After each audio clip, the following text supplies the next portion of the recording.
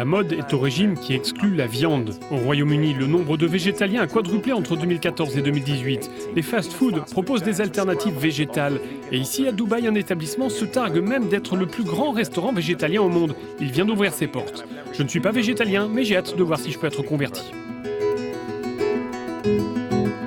Fondatrice de ce restaurant, Sky Somers veut apporter la preuve qu'un régime à base de plantes n'est pas nécessairement synonyme de sacrifice.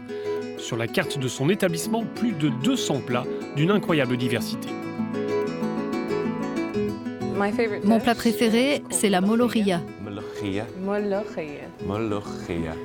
C'est un plat arabe, c'est le nom de ces feuilles vertes qui ressemblent à des épinards. Vous mettez simplement de l'huile d'olive, des oignons, de l'ail et de la coriandre, c'est ce qui donne du peps. De la purée de tomates, du vinaigre blanc, du bouillon de légumes. On ajoute tout ça à la préparation, puis on verse la purée de tomates. On porte à ébullition pour que cela ronde un peu, que cela épaississe. Ensuite, on prend un mixeur à main et on mixe le tout. Quand c'est bien mixé, c'est prêt. C'est ça la molokhia. Rapide et facile. Nous goûtons le menu de Sky aux côtés de la chef végétalienne Émilie Rostock. Donc c'est ce qu'on vient de préparer, la molokhia, et j'y ai ajouté mon alternative végétalienne au poulet que je réalise à partir de champignons et de protéines de pois. Alors goûtons. Ce substitut de poulet se présente comme une pâte que l'on découpe en petits morceaux de la taille d'un popcorn. Et ce n'est pas du poulet. Un peu plus tôt, vous avez réalisé une alternative à la viande à base de protéines. Qu'est-ce que c'est exactement ?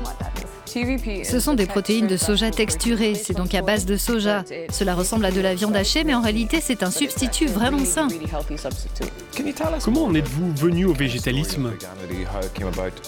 J'avais toujours cru être en bonne santé, avoir un régime convenable avec mon poulet grillé et mes légumes vapeur. Mais à un moment donné, je continuais d'être de plus en plus malade. J'ai décidé de me soigner et c'est ce que j'ai fait en l'espace de 3-4 mois. Le plat qui m'a vraiment surpris, c'est le Vegan Beef Burger de Sky. Du burger lui-même jusqu'à son fromage. C'est la nouvelle génération de burgers, la version vegan du Big Mac. Comment fait-on un fromage végétal? Il faut s'assurer d'avoir les bonnes noix. Les noix de cajou ont vraiment un goût qui rappelle la noisette. Quant aux noix du Brésil, je trouve qu'elles ont un goût neutre et le gras qu'elles renferment apporte de la richesse. C'est incroyable. C'est vegan. C'est étonnant. La texture est exactement comme la viande. C'est succulent, je n'aurais jamais pensé qu'il n'y avait pas de viande à l'intérieur. C'est l'objectif. Eh bien, c'est réussi.